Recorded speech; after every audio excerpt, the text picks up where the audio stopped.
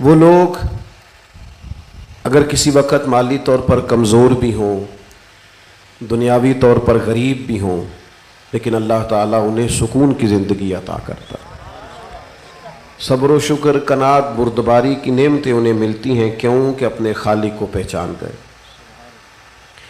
دنیا کے اندر ڈھیر سارے لوگوں نے جد و جہد کی کہ وہ تلاش کریں، وہ ڈھونڈیں کہ وہ دنیا میں کیوں کر آئے ہیں، ان کا مقصد حیات کیا ہے۔ بڑی بڑی لوگوں نے اس پر کوشش کی، ریسرچ کی، تحقیق کی، لیکن بیچارے الجھ گئے۔ اللہ تعالیٰ نے اپنے بندوں کی اس مشکل کو بھی آسان کیا، فرمایا قل ان کنتم تحبون اللہ، فرمایا اگر تم اپنے رب سے محبت کرنا چاہتے ہو تو اے محبوب آپ ان سے یہ فرمائیں فاتبعونی، آپ کی پیروی کریں، یحببکم اللہ، اللہ خود ان سے محبت فرمائے گا۔ اللہ تبارک و تعالیٰ کی معرفت، اللہ کی محبت، اللہ تبارک و تعالیٰ کی محبوبیت انہیں نصیب ہوگی۔ شرط کیا ہے؟ دروازہ رسول سے ہو کے آئیں۔ نبی پاک صلی اللہ تعالیٰ علیہ وسلم کی ذات ہی سب سے بڑی دلیل ہے اللہ تک پہنچنے کی۔ یا ایھا الناس قد جاءکم برہان من ربکم، اے لوگو ہم نے تمہارے پاس تمہارے رب کی طرف سے دلیل بھیج دی ہے۔ حضور سب سے بڑی دلیل ہے، سب سے بڑا اللہ تک پہنچنے کا رستہ ہے۔ رسول رحمت صلی اللہ علیہ وسلم کی بارگاہ تک جو پہنچ جاتا ہے، اللہ کی معرفت کو پا جاتا ہے، اپنے مقصد حیات کو سمجھ جاتا ہے، اسے سمجھ آ جاتی ہے میں دنیا میں کیوں آیا ہوں۔ حضرت عبداللہ ابن رواحہ رضی اللہ تعالیٰ عنہ بیان فرماتے ہیں، آپ فرماتے ویسے تو نبی پاک علیہ السلام نے بے شمار معجزات دکھائے ہیں، لیکن حضور علیہ السلام کوئی معجزہ نہ بھی دکھاتے، نہ ڈوبا ہوا سورج واپس موڑتے، نہ چاند کے 2 ٹکڑے کرتے، نہ درخت سجدہ کرتے، نہ پتھر کلمہ پڑھتے، حضور کوئی معجزہ بھی نہ دکھاتے تو سرور کائنات کا چہرہ مبارک ہی ایسا تھا، لوگوں نے دیکھتے جانا تھا اور کلمہ پڑھتے جانا تھا۔ حضور سب سے بڑی دلیل ہے۔ وَإِذَا سَأَلَكَ عِبَادِي عَنِّي فَإِنِّي قَرِيبٌ، اے محبوب علیہ السلام جب آپ کے پاس آ کے میرے بندے آپ کے بارے میں پوچھیں تو ان سے کہہ دیں میں تمہارے قریب ہی تو ہوں، گویا جب آپ تک آ گئے تو میں قریب ہی تو ہوں۔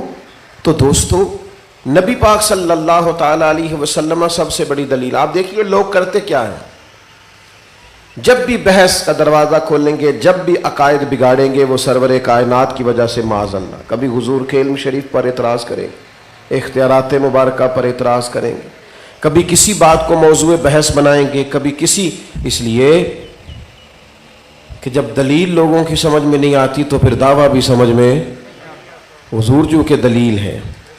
لوگ کیا کرتے ہیں، بعض چیزوں کو الجھانے کی ناپاک جسارت کرتے، تو سرور کائنات صلی اللہ تعالیٰ علیہ وسلم کی غلامی وہ نعمت ہے، حضور کی ذات پاک سے وابستگی وہ نعمت ہے جو انسان کو اللہ تعالیٰ کی معرفت عطا کرتی، جو بارگاہ خداوندی تک اسے لے جاتی ہے۔ حضور کے جتنے ارشادات ہیں، اللہ کرے آپ موبائل کم دیکھیں اور میری بات زیادہ سنیں، آمین تو کہیے گا۔ چلو دعا پر تو آمین کہنا چاہیے نا جی۔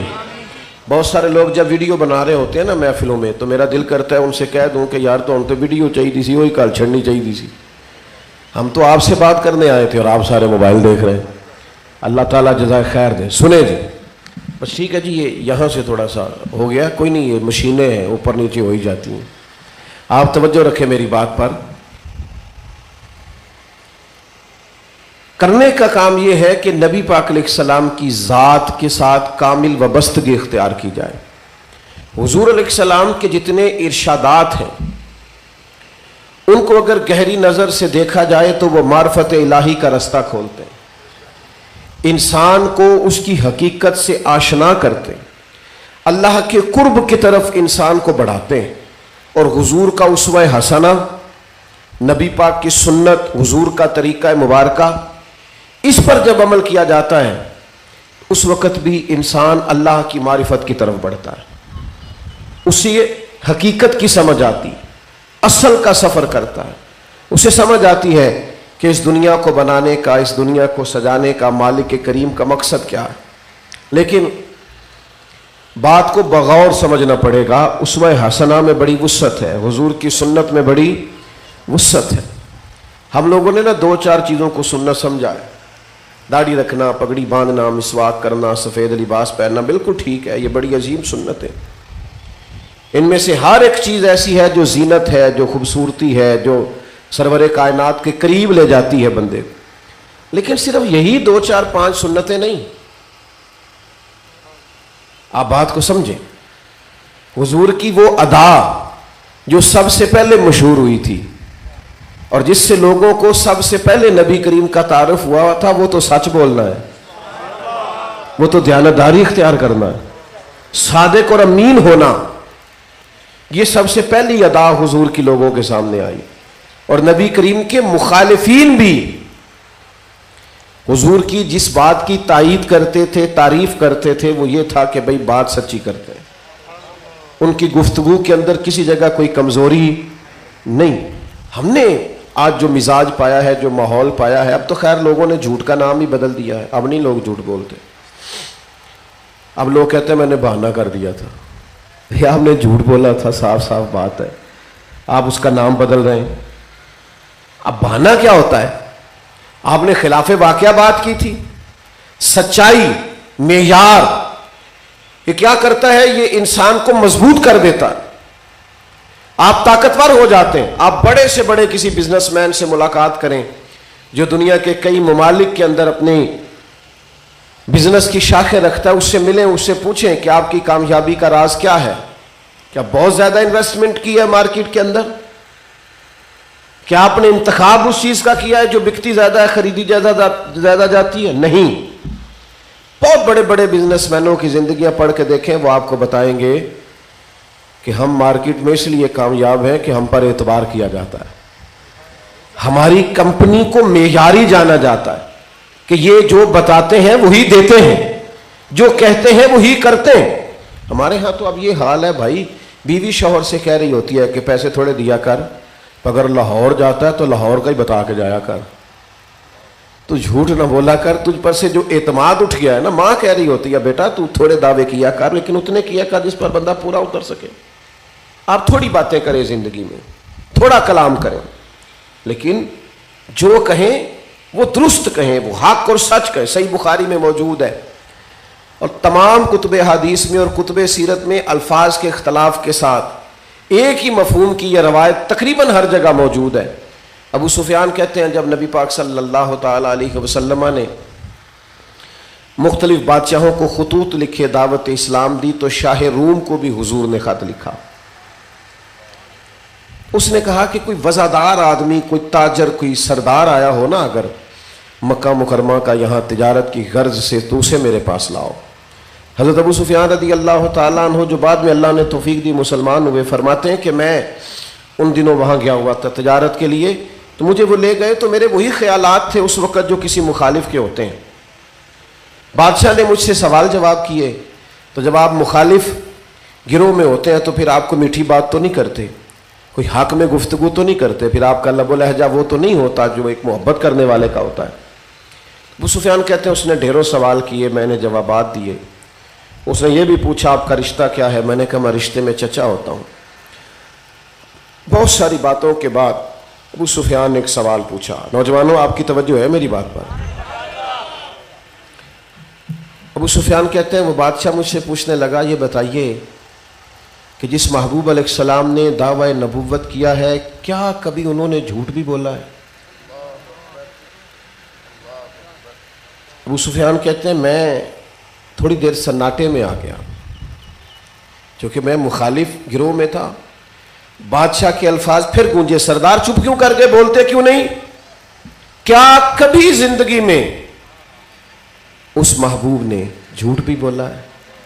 تو ابو سفیان کہنے لگے بادشاہ میری مخالفت اپنی جگہ پہ، میں جنگوں میں ان کی مخالف گروہ کی قیادت کرتا ہوں، وہ میرے رشتے میں بھتیجے ہوتے ہیں، میری آنکھوں کے سامنے پیدا ہوئے، میں نے ماں کی گود میں بھی دیکھا ہے، دادا کے کندھوں پہ بھی دیکھا ہے، چچا کے گھر میں بھی دیکھا ہے، سیدہ ختیجہ کا دولہا بنے بھی دیکھا ہے، ان کی گود میں بیٹیوں کو کھیلتے بھی دیکھا ہے، ان کے مقدس بال میری آنکھوں کے سامنے سفید ہوئے.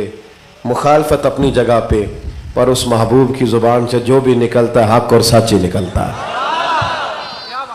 اسیر دشمن کی چاہ میں بھی اور مخالفوں کی نگاہ میں بھی وہ امی ہے، صادق ہے، معتبر ہے، میرا پیمبر عظیم تر ہے.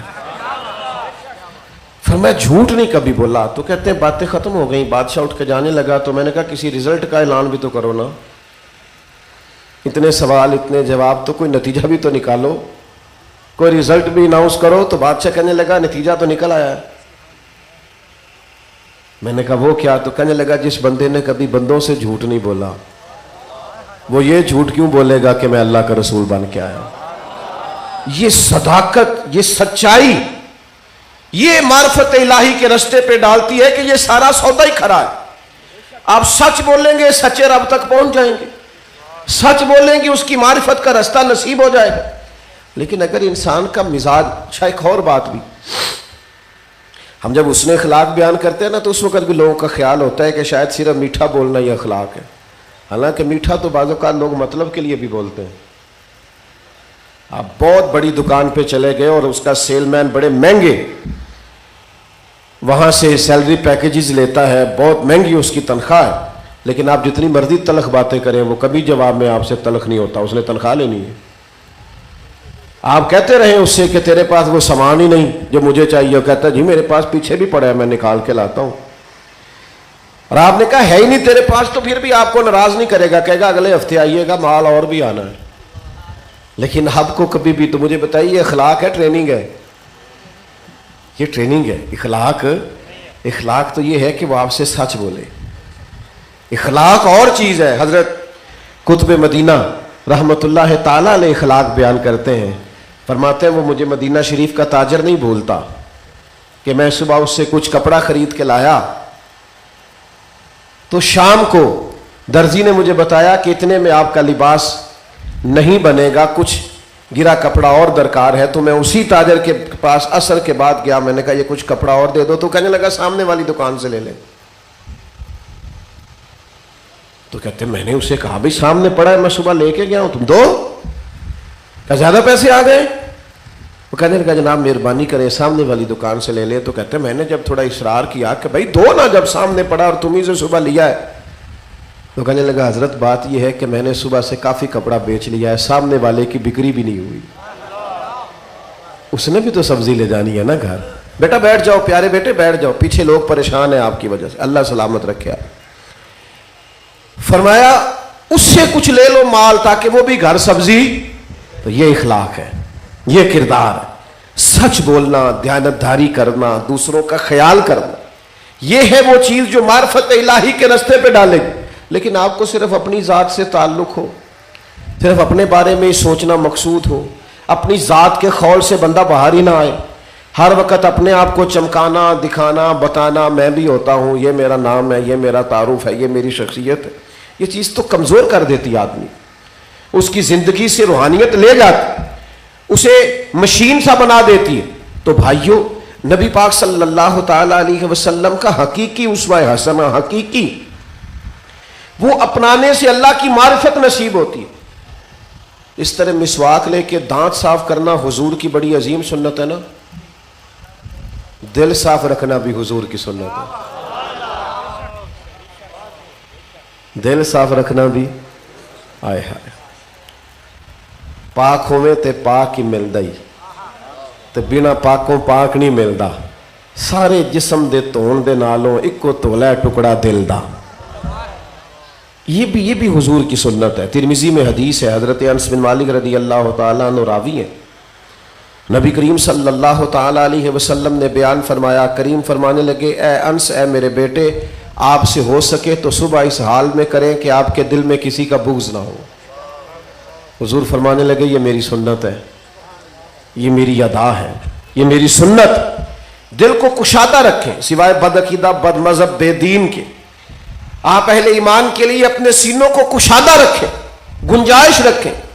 ہمارے ذاتی جھگڑے، ذاتی معاملات، لوگ برے نہیں ہوتے، بس ذرا ہمارے مطلب کے نہیں ہوتے، بس ذرا ہماری بات نہیں مانتے، ہمارے کہنے پہ نہیں چلتے. میں اکثر دوستوں سے کہتا ہوں دن میں نا اگر ہم سے 100 سوا 100 فون آتا ہے نا تو اس میں سے 80-85 ٹائم والے دوست ہوتے ہیں. 80-85 جگہ پہ روز میں جا تو نہیں نہ سکتا, ممکن تو نہیں ہے نا. تو جس کی تو بات مان لی اس کے لیے تو درویش کامل ہے, اور جس کو کہہ دیا نہیں آ سکتے وہ کہتا بڑی آکڑ ہے بھائی. چونکہ لوگ برے نہیں ہوتے, وہ ہمارے مطلب کے ہماری بات نہیں نہ مانی. دو ہی تو بندے ٹھیک ہوتے ہیں دنیا میں, ایک میں ٹھیک ہوں, ایک جو ہاتھ باندھ کے میری ہاں میں ہاں ملائے وہ ٹھیک ہے. جو تھوڑی اپنی رائے بھی دے اور کچھ اپنی ذاتی بھی بات رکھتا وہ تو درست ہی نہیں ہوتا. اس لیے اکثر ہم حق پرست نہیں ہوتے, گروہ پرست ہوتے ہیں. اپنے اپنے گروہ کی طرف دیکھتے ہیں, حق کی جانب نہیں دیکھتے. اس سے نقصان ہوتا ہے. دلوں کے اندر عداوتیں نہیں رکھیں. دیکھیں نا, اگر کسی کی ویسٹ کوٹ کا کرتے کا بٹن ٹوٹ جائے نا تو پوری محفل میں کسی کو بھی نہ پتا ہو اس کا بٹن ٹوٹا ہے, تو جس کا ٹوٹا ہوتا ہے وہ بڑا پریشان ہوتا ہے. اوہو یار میرا نا آج کرتے کا بٹن, ویسٹ کوٹ کا بٹن ٹھیک نہیں. ہر وقت پریشان. اتنا سا دھاگے کے برابر بھی اگر کوئی ٹکڑا ذرہ پھنس جائے نا کھانے کا دانت میں, تو جب تک نکل نہ جائے چین لینے دیتا. اتنا سا دھبا لگ جائے نا ماتھے پر تو سارے آپ کو ہائی لائٹ کراتے ہیں, جناب یہ ذرا صاف کر لیں, یہ مٹی لگ گئی. آپ کے وجود پر اتنا سا بھی بوجھ ہو, تنکے کے برابر تو بے چین رہتے ہیں آپ. تو اگر دل پہ بوجھ ہو تو حسد ایک بوجھ ہے, بغض ایک بوجھ ہے, تکبر ایک بوجھ ہے, تسنو بناوٹ ریاکاری ایک بوجھ ہے. آپ یہ تجربہ کر کے دیکھ لیجئے گا, جس آدمی کو مصیبت بن جاتی ہے نا دکھاوا کرنے کی, وہ 2-4 لوگ تعریف نہ کریں بیچارے کو نیند ہی نہیں آتی. ابھی ہمارے بھائی بات کر رہے تھے نا بڑی محبت سے. میں اکثر جگہوں پہ کہتا ہوں کہ محفل جو حضور کے نام کی ہے تو پیر صاحب کے قصیدے پڑھنے کی کیا ضرورت ہے؟ بات کی سمجھ آ رہی ہے؟ حضور کے نام کی محفل ہے نا, تو نعت خان کے قصیدے پڑھنے کی کیا ضرورت ہے؟ اسے کو آ یار مدینے والے کی تعریف کر, ہاں فلاں صاحب آ گئے, یہ فلاں ہوتے ہیں, ان کی بڑی شان ہے, ان کی شان رہنے دو, انہیں کہو چل تو حضور کی شان بیان کر. تو نبی میں ایک جگہ پہ چلا گیا محفل کے لیے, انہوں نے مجھے لسٹ پکڑا دی میرے ہاتھ میں لکھ کے, یہ مہمان خصوصی ہیں, ان کا بھی نام لینا ہے, ان کی زیر صدارت ہے, ان کا بھی نام لینا ہے, ان کی زیر نگرانی ہے, انہوں نے خصوصی تعاون کیا ہے. تو میں نے لسٹ پکڑ کے کہا, میں کہا جی تو تسی ٹائم لین گئے سو ادو تو تسا آخیا سی حضور دی تعریف کرنی. اب یہ جو آپ نے لائنیں دے دی ہیں تو یہ ہم سے نہیں ہوتا, یہ ہمارے پاس کی بات نہیں. کرو مدح اہل دول رضا, اور پڑے اس بلا میں میری بلا, میں گدا ہوں اپنے کریم کا, میرا دین پار آئے نہ نہیں. تو اپنی زندگی کے اندر ایک کام کریں, ایک اپنی حیاتی تو قربان تھی وہاں محمد پکیندے گزر گئے صلی اللہ تعالی علیہ وسلم.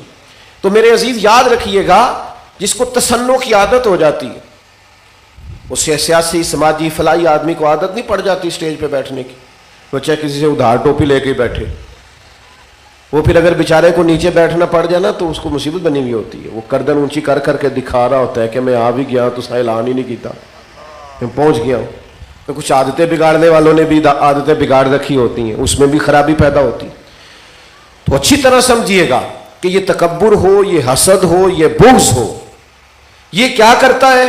یہ دل پہ بوجھ, بندے بے چین رہتے ہیں, بے قرار رہتے ہیں, بے سکون رہتے ہیں, لیکن ان کو وجہ نہیں سمجھ میں آتی بور ہونے کی. اصل کیا ہوتا ہے کہ اندر بوجھ ہوتا ہے. اس بوجھ کو اگر اتار دیں اور حضور کا اسوہ حسنہ اپنائیں کہ دل کو صاف رکھیں, تو پھر معرفت الہی نصیب ہوتی ہے, پھر اللہ کا قرب نصیب ہوتا ہے. حضور سید عالم علیہ السلام نے فرمایا, رب فرماتا ہے نہ میں تمہاری جیبیں دیکھتا ہوں, نہ میں تمہارے چہرے دیکھتا ہوں, میں تمہارا دل دیکھتا ہوں.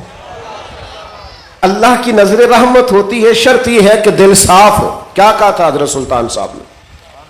کہتے ہیں 14 طبق دلے دے اندر تے تمبو وانگوں تانے ہوں. 14 طبق کی دلے دے اندر اساں تمبو وانگوں تانے ہوں, اور دل دریا سمندروں ڈونگے کون دلاں دیا جانے ہوں. گنجائش رکھیں, کشادہ رکھیں سینہ, آپ اس کے اندر کشادگی پیدا کریں دوسروں کے لیے بھی. دیکھیں نا, میں یہاں گفتگو کر رہا ہوں, کچھ عرصے سے بیمار بھی ہوں. آج بھی ہمارے بھائی بڑے پیار والے ہیں قاری صاحب, ان کی محبت ایسی تھی کہ نو کومنٹس پالیسی اختیار کی کہ جانا ہی جانا ہے. تو میں یہاں بات کر رہا ہوں, اب اس وقت میں لاہور میں تو تقریر نہیں نہ کر رہا, فیصل آباد میں تو نہیں نہ کر رہا، اس وقت میں دین کی بات گجرات میں بیٹھ کے تو نہیں نہ کر رہا. تو میرا خیال ہے جو اس وقت ان جگہوں پہ بیٹھ کے دین کی بات کر رہے ہیں مجھے ان کی تائید کرنی چاہیے نا. اس لیے کہ میں بیک وقت سب جگہوں پہ بات کر سکتا، لیکن ہمارے لیے ہمارے دل میں کسی اور کی گنجائش ہی نہیں ہوتی، کسی اور کے لیے گنجائش ہی نہیں پیدا کرتے. خدا مجھے ایسی خدائی نہ دے کہ اپنے سوا کچھ دکھائی نہ دے. گنجائش رکھنے اپنے سینوں میں. ہر آدمی کی قدر دل کو یہ مائک والے کے کبھی آپ نے اشتہاروں پہ نام دیکھیں، فوٹو لگی ہوئی اسٹیج پہ بیٹھے ہوئے، لیکن اگر مائک ہی نہ چلے پوری محفل میں تو کام چلتا ہے. ہر بندے کی ضرورت ہے، ہر ایک کی قدر ہے، ہر ایک کی اہمیت. کبھی زندگی کے اندر اس مزاج میں نہ آئے کہ ہم عداوتیں پال لیں کہ بس میں یوں، میرے علاوہ کوئی نظر کیوں آیا. اس سے تکلف پیدا ہوتا ہے، اس سے شخصیت ڈیمیج ہوتی. آپ بگڑ جائیں گے. آپ گنجائش پیدا کریں، آپ اپنے دل کو کشادہ کریں دوسروں کے لیے. حضرت عبداللہ ابن عمر سے روایت ہے، مسند امام احمد بن حنبل میں حدیث موجود ہے. فرماتے میں تھا اور جناب انس بن مالک تھے، یہاں چند ایک اور صحابہ تھے، حضور کی بارگاہ میں بیٹھے تھے. دروازے پہ دستک ہوئی تو کریم محبوب نے فرمایا دروازہ کھولو، جو بندہ دروازے پہ آیا جنتی ہے. فرماتے ہم تو رشک کرنے لگے کہ حضور تو مسکرا کے دیکھ لیں گویا کام بن جاتا ہے، اور یہاں نامینیٹ کر کے بڑے رشک سے دروازہ کھولا تو بندہ بڑا سادہ سا، ابھی ابھی وضو کیا اور داڑھی سے پانی کے قطرے گر رہے ہیں، بغل میں جوتے دبائے، تھوڑا سا سامان تھا، میں حاضر ہوا، ایک کونے میں چیزیں رکھی، حضور کی بارگاہ عالی مرتبت میں حاضری دی. جو ان کا کام تھا وہ کہا رخصت ہو گئے.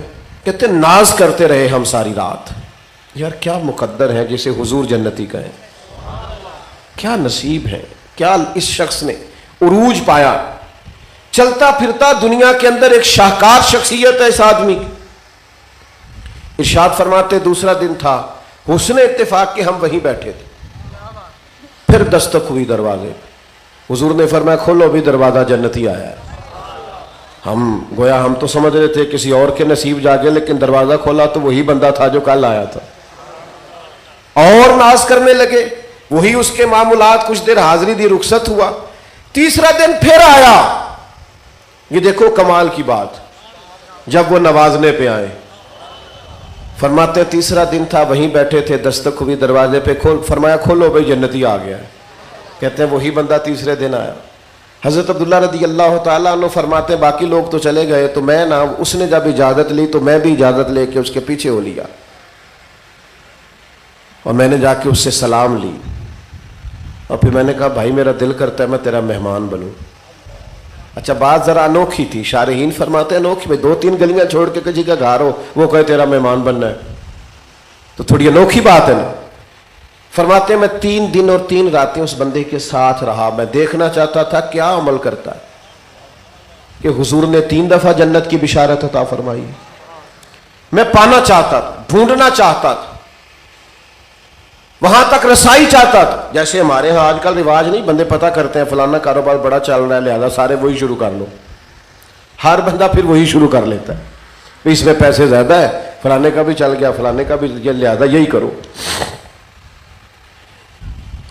کہتے میں نے یہ چاہا کہ میں 3 راتیں 3 دن ساتھ رہوں اور دیکھوں یہ کیا عمل کرتا.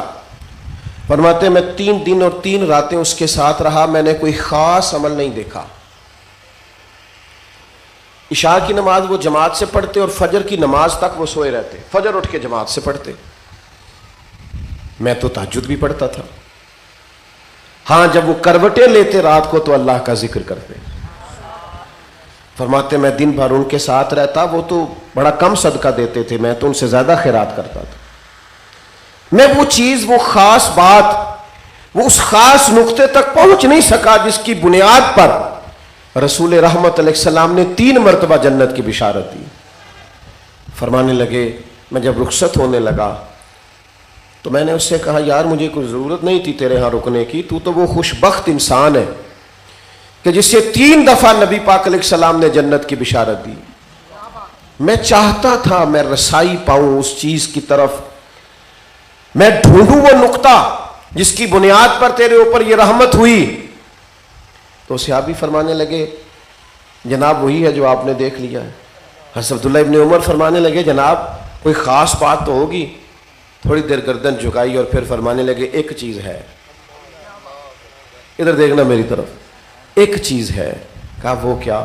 فرمایا میں صبح اٹھ کے جب اپنا دل دیکھتا ہوں نا تو کسی کے لیے بغض کوئی نہیں, عداوت کوئی نہیں, تکبر اسی کسی دے کچھ بھی نہیں لگتے, نہ کوئی ساڈا دردی, ہمارا رٹا کوئی نہیں, جھگڑا کوئی نہیں کسی کے ساتھ, ہمیں کوئی کسی قسم کی ذاتیات اور انا کی جنگ کوئی نہیں. دل صاف ہے, کشادہ ہے, باطن اجلا ہے, نکھرا ہے. حضرت عبداللہ فرمانے لگے میں سمجھ گیا ہوں یہی وجہ ہے محبوب نے 3 دفعہ جنت کی بشارت. میں کیا کروں؟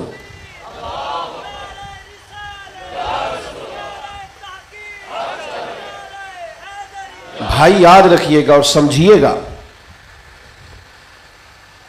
یہ جو ہم نے چھوٹی چھوٹی چیزوں پہ عداوتیں پال لی ہے نا بغیر سبب کے, بغیر فلانے نے جی مجھے نہ جی اپنے بچے کی شادی کرتے وقت مجھ سے مشورہ نہیں کیا. بھائی وہ آپ سے کیوں مشورہ کرتا؟ آپ ولی ہیں حقیقی بچے کے, آپ سے کیوں مشورہ کرتے ہو؟ انہوں نے جس سے چاہیں گے. اور پھر کچھ تو ایسے بھی ہوتے ہیں جو کہتے ہیں مشورہ لیا پھر مانی کیوں نہیں؟ مشورہ لیا ہے تو پھر او بھائی آپ سے مشورہ مانگا تھا, آپ نے حکم دے دیا. مشورہ تو وہ ہوتا ہے مانا بھی جا سکتا ہے اور چھوڑا بھی جا سکتا ہے, تو آپ نے حکم ہی کر دیا ہے. پھر بعض ہمارے پنجابی تو یوں بھی کہتے ہیں جے میری مننی نہیں سی تو پھر مینوں پوچھیا کیوں سی؟ بھی غلطی ہو گئی آپ سے پوچھ کے, آئندہ احتیاط کریں گے, نہیں پوچھیں گے.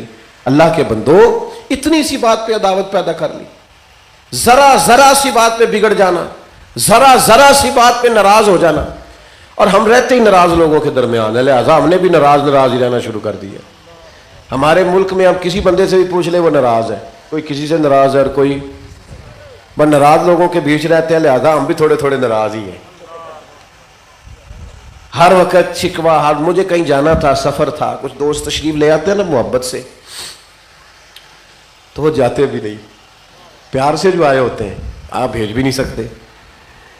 حضرت سری سختی رحمت اللہ علیہ علیل تھے, تو ایک شخص تیمارداری کرنے آیا تو جاتا ہی نہیں تھا, تو ذرا دروازہ کھل گیا, کہنے لگا حضور ہوا آ رہی ہے دروازہ بند کر لوں؟ فرمانے لگے کر دو بیٹا پر ذرا باہر سے کرنا, یعنی آپ لے جائیں تشریف. اب کچھ لوگ ایسے ہوتے ہیں جو حضور علیہ السلام نے فرمایا کسی کی تیمارداری کرو تو جلدی سے کرو, بوجھ نہ بنو کسی پر, مزاج نہیں ہونا چاہیے. قرآن مجید نے تنبیہ فرمائی صحابہ کو کہ کھانا کھا لیا حضور کے دروازے پر اٹھ جاؤ, زیادہ نہ بیٹھو. لیکن وہ ہمارا ایک ماحول ہوتا ہے, طبیعت ہوتی ہے کہ ہم اپنے مزاج کے مطابق چلتے ہیں. لہجہ تو ایک دوست تشریف لے آئے, محبت سے آئے, تو مجھے جانا تھا. اب جب آپ نے کہیں وقت دیا ہوتا ہے تو شروع سے کوشش کرتے ہیں اگر کسی سے کہے 2:30 بجے پہنچ جائے تو 25 منٹ پہ پہنچے. ہمارے صاحب ہمارے فرمایا کرتے تھے کہ تم نے کل وعدہ کیا تھا کہ اتنے بج کے اتنے منٹ پہ جماعت کھڑی ہوگی, پھر تم نے کیوں لیٹ کیا؟ آپ کو اپنے وعدوں کا پابند ہونا چاہیے. آپ نے اگر کہا ہے میں اتنے بجے پہنچوں گا تو اس کا مطلب ہے پھر اتنے بجے آپ, انتظار دشواری ہے, آپ لوگوں کو دشواری میں کیوں ڈالتے؟ بس میرا مضمون مکمل ہو گیا, چند باتیں سنیں, میں گفتگو سمیٹنے لگا ہوں. تو وہ بھائی مجھ سے کہنے لگے وہ تو چاہتے تھے کوئی تبصرہ ہو, اب جب کوئی کرنے کی بات نہ ہو تو ہم اپنے ملک کے شکوے شروع کر لیتے ہیں. مجھے کہنے لگے پاکستان کے حالات کیسے ہیں آج کل؟ میں نے کہا بالکل ٹھیک ہے. تو چپ کر گیا, جی میں تسی نہیں سارے کر گئے. تو میں نے اس سے کہا یار یہ جو حالات ہیں یہ تو ہم جب سے وہی سب حالات دیکھ رہے ہیں, کبھی کچھ ہو رہا ہے کبھی کچھ ہو رہا ہے. تو میں نے ان سے کہا آپ کیا کام کرتے ہیں؟ کہنے لگے میرا جوتے بنانے کا کارخانہ ہے. میں نے کہا مہربانی کریں جوتے صحیح بنایا کریں, باقی سارے پاکستان کو آپ چھوڑ دیں, آپ جوتے ٹھیک بنائیں تاکہ کوئی غریب آدمی آپ سے جوتا خریدے تو 6 مہینے کم از کم اس پریشانی سے تو بچے نا. جو کام ہم کر رہے ہیں وہ تو صحیح کریں. ہم نے سب کی عداوت پال لی اور اپنی طرف دیکھا ہی نہیں. ہم جو کر رہے ہیں وہ درست ہے کہ نہیں؟ ہم جس رستے پہ ہیں وہ رستہ ٹھیک ہے کہ نہیں؟ تو میرے عزیز عداوتیں نہیں پالیں. فرد کی اصلاح سے معاشرے کی اصلاح ہوتی. ایک آدمی اپنے اپنے معاملات کو ٹھیک کرے گا تو اس سے جڑی ہوئی ساری چیزیں ٹھیک ہونا شروع ہو جائیں, اس سے وابستہ سارے معاملات بہتر ہونے لگے. اور آخری پہلو جو میری گفتگو کا ہے وہ یہ ہے کہ حضور کے اسوہ حسنہ میں ایک بہت بڑی حضور کی ادا یہ ہے کہ نبی کریم خیر خواہی فرماتے, بھلا کرتے. حضور علیہ الصلوۃ والسلام کسی کے لیے آسانی کرنے اور کشادگی کرنے کو پسند کرتے. یہ کریں گے تو معرفت الہی ملے گی. آہستہ آہستہ ہمارے ماحول میں اس طرح کی باتیں پیدا ہونے لگ گئی ہیں جی میں تو ضرورت پڑے تو جو کرنا پڑے کر جاتا ہوں. دیکھو یہ کسی ہجوم والے معاشرے میں تو ایسا ہو سکتا ہے جہاں مہذب اور تہذیب کے ساتھ ایک قوم اور امت بستی ہو، وہ اس طرح کے لفظ ادا کر سکتے کہ مجھے ضرورت پڑے تو میں تو جانور کو بھی باپ بنا لیتا ہوں، معاذ اللہ، استغفر اللہ. یہ مہذب سوسائٹیز میں یہ جملے نہیں ہوتے. آپ خیر خائی کا مزاج پیدا کریں، بھلائی کرنا چاہیں. حضرت تمیم داری رضی اللہ تعالیٰ عنہ نے پوچھا تھا یا رسول اللہ دین کیا ہے؟ تو فرمایا دین خیر خائی کا نام ہے، بھلا کرنے کا نام دین ہے. آپ کسی کے لیے کوئی خیر کر جائیں، کسی کے لیے کوئی نفع کر جائیں، مزاج اس طرح کا بنائیں کہ کسی کو کوئی فائدہ دے جائے، اس کو نبی پاک نے دین قرار دیا ہے. اپنے وجود کو نفع بخش بنائیں. کریم فرماتے ہیں تم میں سے بہتر وہ ہے جو لوگوں کے حق میں بہتر ہے.